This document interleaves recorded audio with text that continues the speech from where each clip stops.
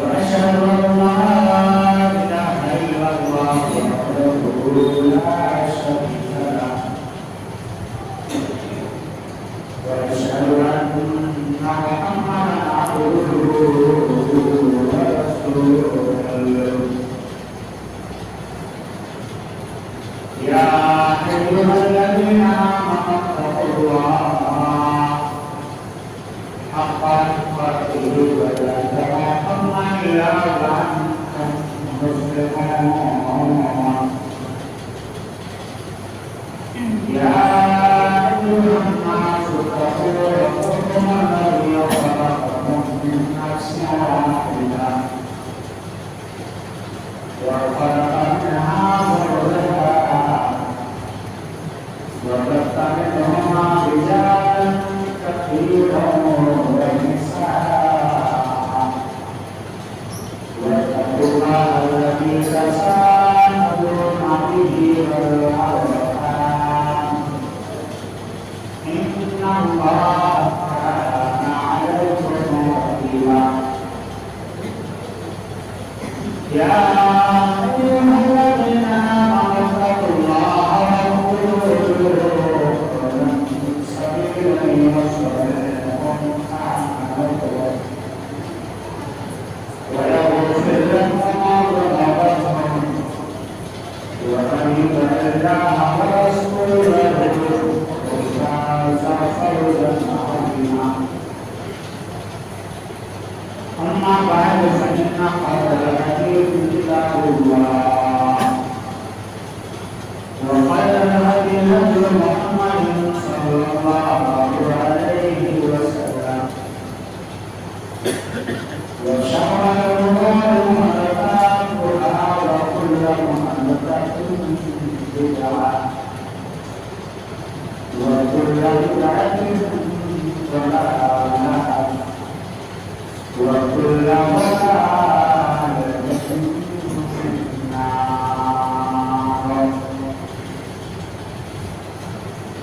أعوذ بالله من الشيطان الرجيم.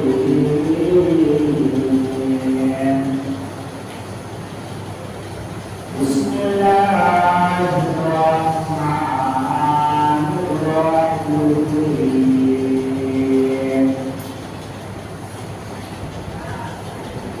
لئن أشركوا لأحبط عنهم ما كانوا يعملون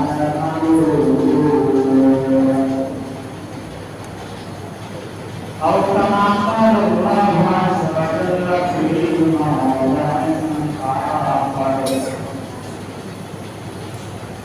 لئن أشركت ليحبطن عملك ولتكونن من الخاسرين أو كما قال النبي صلى الله عليه وسلم اتقوا الظلم فإن الظلم ظلمات يوم القيامة.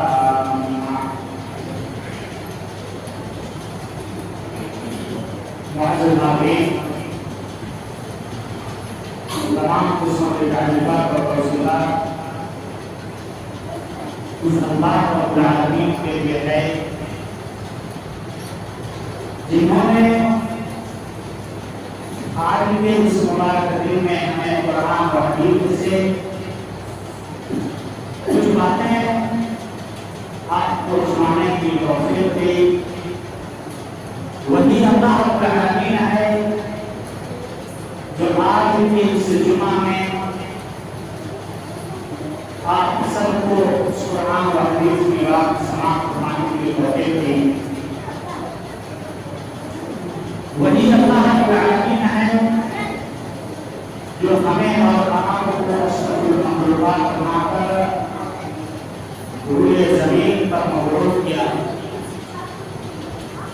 ساتھ ہی انسان کو اللہ رب العالمین ہے جو ہمیں اور آپ کو اشرف المخلوقات بنا کر اسلام جیسے گھرانا میں وہ بھی اہل حدیث جو قرآن و حدیث کی تعلیم ہوتی ہو گھرانے میں اللہ رب العالمین ہمیں اور آپ کو پیدا کیا. اللہ رب العالمین نے جو ہمیں اور آپ کو پیدا کیا اس کی دلیل ہم اور آپ کو قرآن اور حدیث میں جائزہ ہے. تو واضح طور پر یہ بات معلوم ہوگی کہ اپنی عبادت کے لیے ہمیں اور آپ کو پیدا کیا. اس لیے عزیز دوستوں جب اللہ رب العالمین نے ہمیں اور آپ کو اپنی عبادت کے لیے پیدا کیا تو اس کی عبادت کرنا اس کی بندگی کرنا پوجا پاٹ کرنا یہ ہمارے اور آپ کے اوپر فرض ہے ضروری ہے لازم ہے. ساتھ ہی ساتھ اس بات کو ذہن نشین رکھیں بہت ہی قیمتی بات بول رہا ہوں کہ جس طریقے سے اللہ رب العالمین کی عبادت کرنا ہم پر ضروری ہے فرض ہے اسی طریقے سے ہمارے اعمال کو عبادت کرنا ہمارے اعمال کو ایک باؤنڈری کی شکل دینا اس سے بھی بڑا ضروری ہے فرض ہے لازم ہے. میدان کے طور پر ہم اور آپ کو دنیا میں آئے مال کما رہے ہیں دولت کما رہے ہیں تو دولت کمانے کے ساتھ ساتھ انسان یہ چاہتا ہے کہ میں اس سامان کو اس دولت کو عبادت کیسے رکھوں اس دولت کو اس پیسہ کو عبادت کیسے کروں. یہ ایک انسان کی بہت بڑی ذمہ داری ہوتی ہے ورنہ انسان کمائے کھائے اور تمام کے تمام سامان کو پیسہ کو برباد کر دے ایسا انسان کی طبیعت نہیں چاہتی ہے. ہر انسان یہ چاہتا ہے کہ میں پیسہ کماؤں دولت کماؤں اور اس دولت کو اس پیسہ کو کیسے بٹورنے کی کوشش کروں کیسے جمع کرنے کی کوشش کروں. یہ ہر انسان کی طبیعت چاہتی ہے یا ہر انسان چاہتا ہے. اسی طریقے سے انسان وہ انسان کامیاب ہوتا ہے جو انسان اعمال کر کے اس اعمال کو عبادت میں رکھے اور اللہ رب العالمین کے پاس جواب دے. وہی انسان کامیاب ہے وہی انسان کامیاب ہے. لیکن آج کا اس موضوع میں آج اس موضوع میں میں آپ کے سامنے جس بات کو یا جس موضوع کو آپ کے سامنے رکھوں یہ یہی ہے کہ ایسے کچھ اعمال ہوا کرتے ہیں ذہن نشین کر لے کچھ ایسے اعمال ہوا کرتے ہیں جو سارے نیکیوں کو برباد کر دیتے ہیں. ایسے کچھ اعمال ہوتے ہیں جو نماز پڑھے ہوئے انسان کو یا روزہ رکھے ہوئے انسان کو جتنے بھی اعمال کیے ہیں ہوئے زمین پر تمام کے تمام نیکیاں ہلاکت کو برباد ہو جائے گی. اسی میں سے سب سے پہلی بات یا سب سے پہلا کام جو اللہ رب العالمین نے ہمیں اور آپ کو انتباہ کیا ہے خبردار کیا ہے وہ پہلی چیز یہی ہے کہ لوگوں شرک کیا کرو. شرک بہت ہی عظیم گناہ ہے. اس کے تعلق سے اللہ رب العالمین نے اپنے انبیاء کرام کو اپنے رسولوں کو اپنے نبیوں کو نہیں چھوڑا ہے. تو ہم اور آپ اس بات کے بڑی ہیں کہ ہمیں اور آپ کو اللہ رب العالمین چھوڑ دے گا. قرآن کا نقشہ اٹھائیے جو بھی انسان شرک کر بیٹھتا ہے اللہ رب العالمین اس کے تمام نیکیوں کو برباد کر دیتا ہے. اٹھائیے اللہ رب العالمین نے قرآن مجید میں 17 انبیاء کرام کا نام لے کر کے نقشہ کھینچا ہے. اللہ نے فرمایا لئن اشرکوا لحبط عنهم ما كانوا يعملون. اے انبیاء کرام اے رسولوں اگر تم لوگوں نے شرک کیا تو تم لوگوں کے اعمال کو برباد کر دیں برباد کر دیں گے. یہ اللہ رب العالمین کا فرمان ہے. اس لیے انسانوں کو اپنی امت کو اللہ کے نبی جناب محمد رسول اللہ صلی اللہ علیہ وسلم نے کہا ہے لوگوں اگر اپنی جان چلی جائے قتل ہو جائے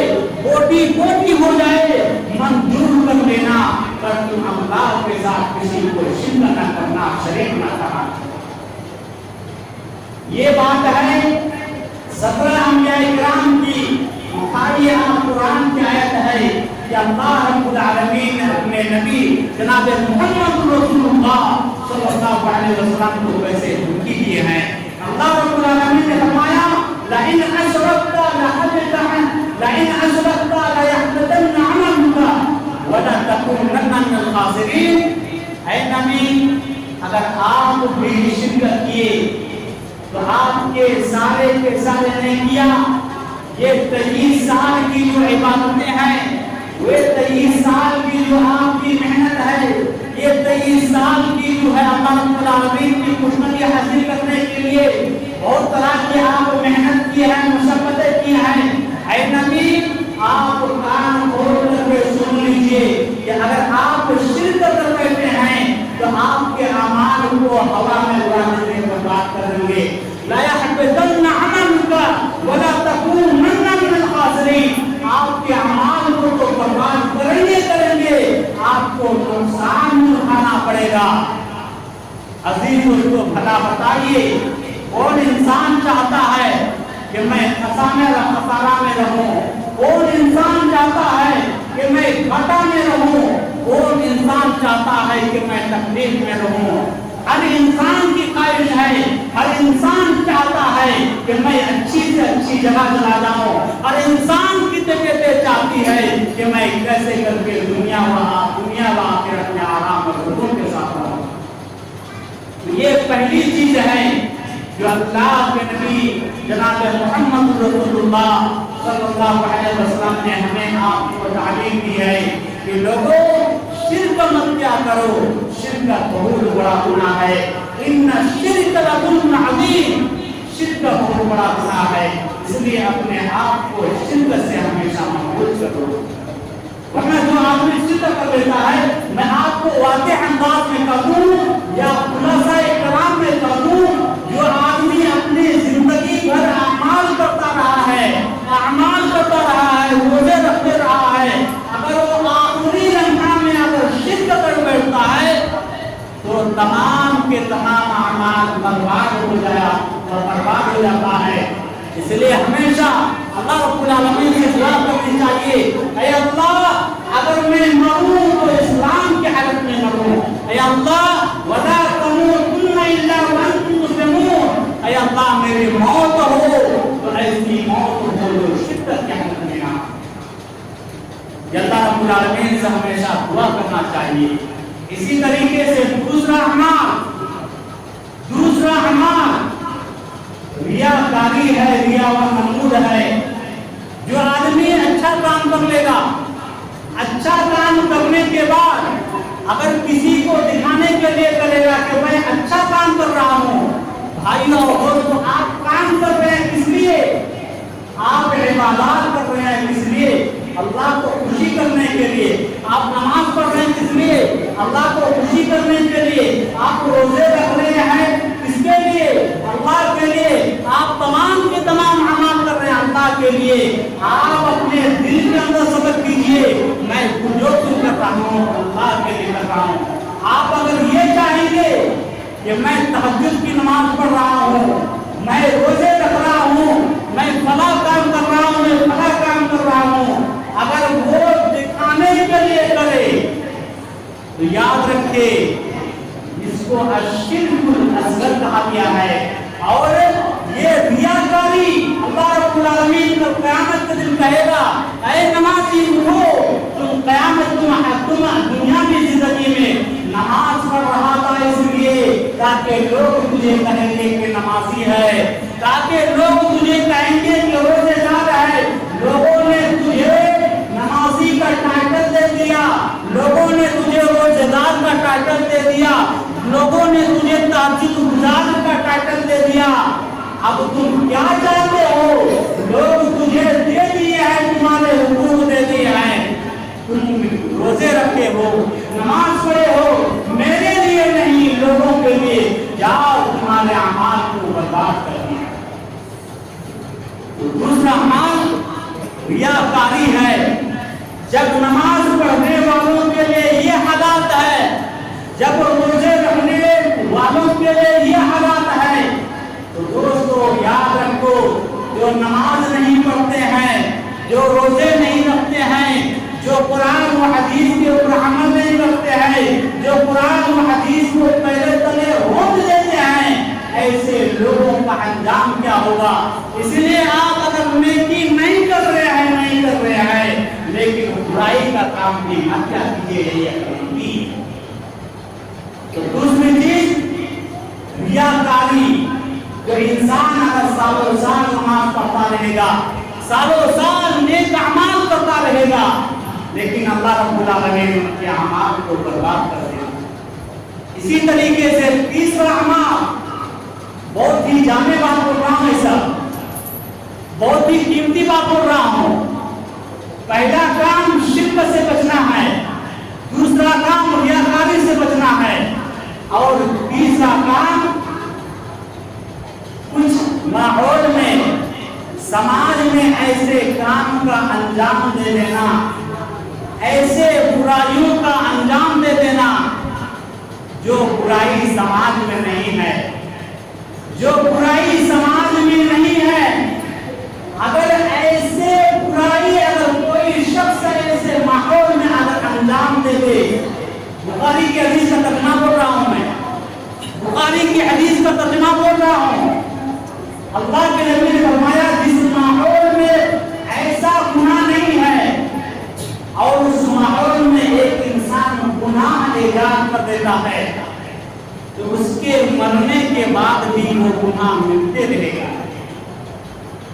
اس کے مرنے کے بعد بھی وہ گناہ ملتے رہے گا۔ مثلاً اپنے آپ کو ہوشیار ہو جائیے، اپنے آپ کو ہمیشہ ریڈی رہیے کہ میں ایسے اعمال تو نہیں کر رہا ہوں، میں تو ایسے برائی تو نہیں کر رہا ہوں کہ میں ایجاد تو کر رہا ہوں، لیکن میرے مرنے کے بعد وہ ماحول بگڑتا جائے گا، سماج میں وہ برائی چلتی رہے گی اور میرے مرنے کے بعد ایک ایک گناہ مجھے ملتے رہے گا۔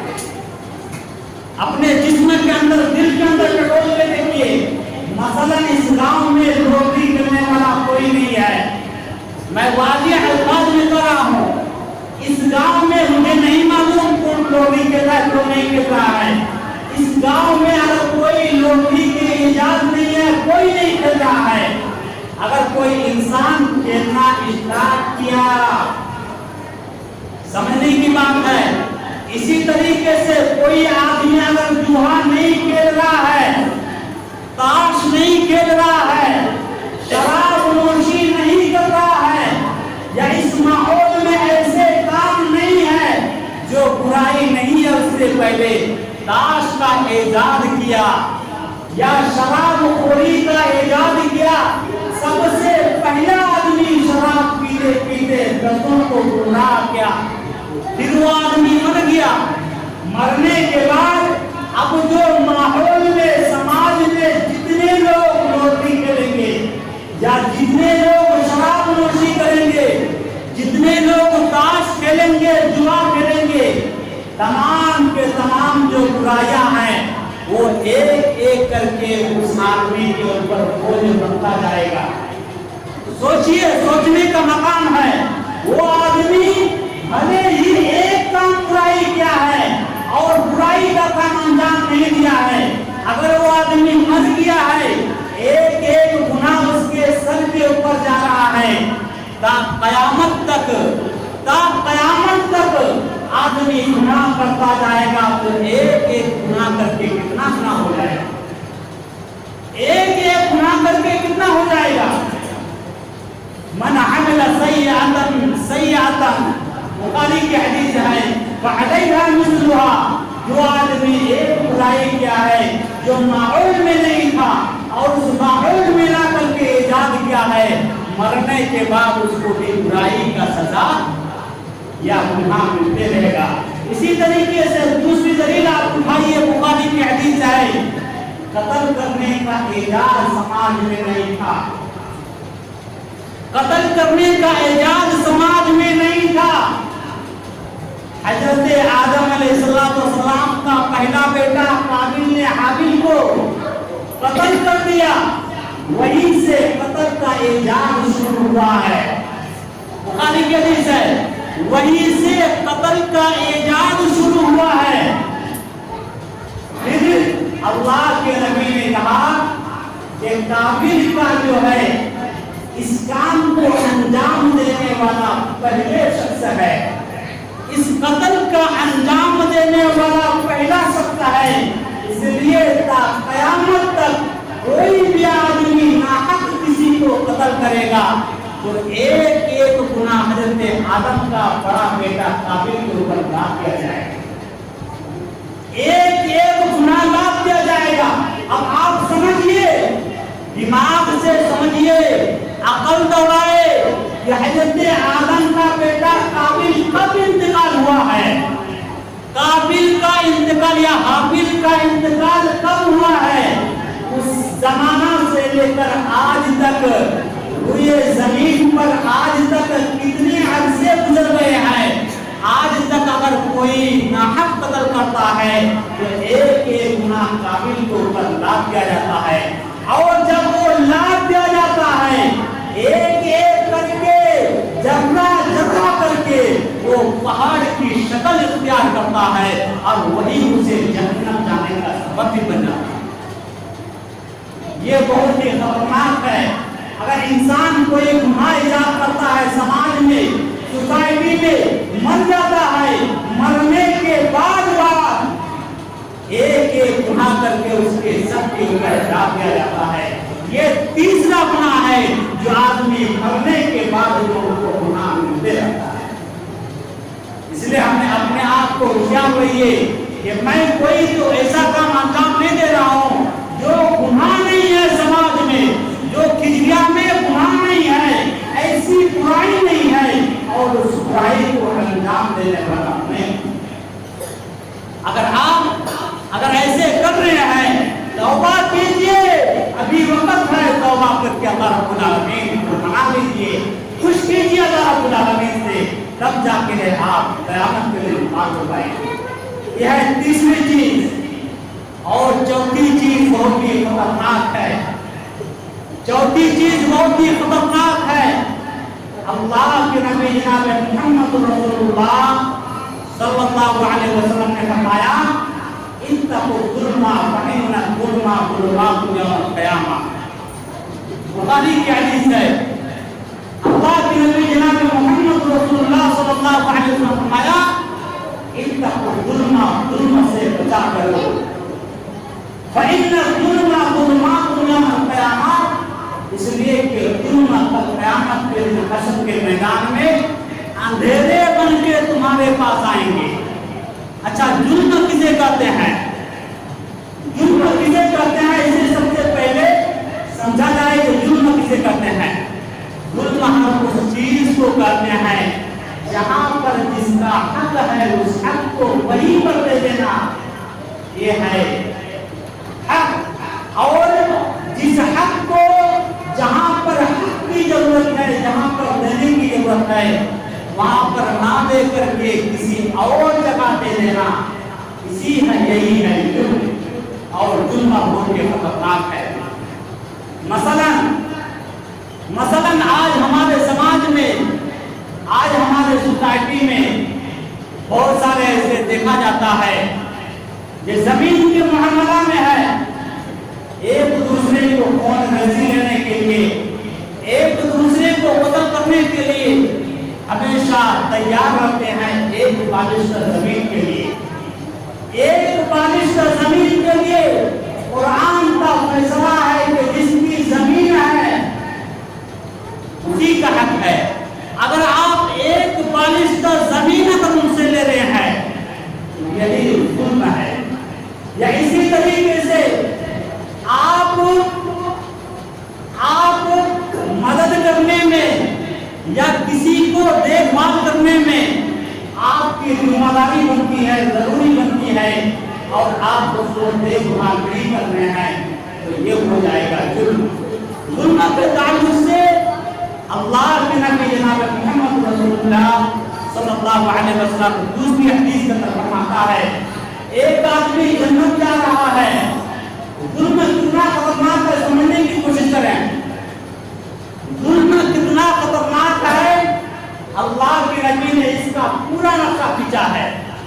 ایک آدمی جنت جا رہا ہے, دوسرا آدمی اللہ رب العالمین سے شکایت کی ہے کہ اللہ جس آدمی کو آپ جنت لے جا رہے ہیں اس آدمی سے میری شکایت ہے, آپ اس شکایت کا جواب دے دیجیے. اللہ رب العالمین پوچھے گا کیا معاملہ ہے, کیا بات ہے؟ کہے گا اللہ مجھے دنیا کی زندگی میں ایک تھپڑ مجھے مارا تھا, یا دنیا کی زندگی میں مجھے 1000 روپیہ مجھ سے لے لیا تھا, یا دنیا کی زندگی میں میری زمین کو ہڑپ کیا تھا. اے اللہ یا اسی طریقے سے آپ اور سارے مثال پیٹ کر سکتے ہیں. اے اللہ مجھے انصاف نہیں ملا تھا, اے اللہ اس کا انصاف آج مجھے دے دیجیے, پھر آپ کی مرضی آپ اسے جنت میں لے جائیے. اللہ رب العالمین کہے گا کیا واقعہ ایسے کیے ہو؟ کہ ہاں ایسا کیا ہوں. اللہ رب العالمین کہے گا وہ جگہ مارنے کی جگہ نہیں ہے, اس بات کو بھی نوٹ کر لیجئے, وہ جگہ مارنے کی نہیں ہے. اللہ رب العالمین کہے گا تمہاری نیکی کو دھیرے دھیرے کر کے دو اسے, تمہاری نیکی کو دو اسے. اللہ رب العالمین کی نیکی کو اٹھا کر کے اس آدمی کے حق میں دے دے.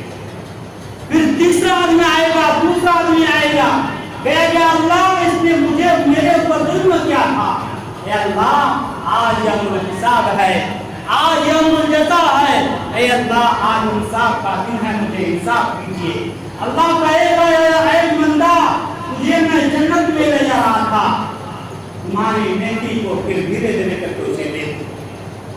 ایسے کرتے کرتے بخاری کے حدیث سے پورا نقشہ ہے, ایسے کرتے کرتے کرتے کرتے اس آدمی کے جو نیکیاں ہیں سب کچھ وہ سب کو دے دیں گے, تقسیم کر دیں گے ساری نیکیاں کو. پھر بھی شکایت کا انداز ختم نہیں ہوگا, پھر بھی لوگ شکایت کریں گے کہ اللہ مجھے مارا تھا, مجھے پیٹا تھا, میرے اوپر ظلم کیا جاتا ہے, اس کا انصاف کا یہ بدلہ چاہیے. کہے گا نیکیاں نہیں ہے, کیا کروں تم لوگوں کے ساتھ؟ اللہ کہے گا اس کے پاس نیکیاں نہیں ہے, گناہ ہے, اے اللہ کیا کیا جائے. اللہ رب العالمین اس وقت فیصلہ کرے گا, اپنے گناہ کو اس آدمی کے اوپر ڈال دو, اس آدمی کے اوپر اپنے گناہ کو ڈال دو. انصاف کا دن ہے, یوم جزا کا دن ہے. اس آدمی کے گناہ کو جنتی والا آدمی کے اوپر ڈال دیا جائے گا. یہی حدیث ہے کہ ظلمات دنیا میں قیامت تمام کے تمام جو ہے ظلمات اندھیرے ہو کر کے آئیں گے. اس آدمی کا گناہ پھر اس آدمی کے اوپر ڈال دیا جائے گا.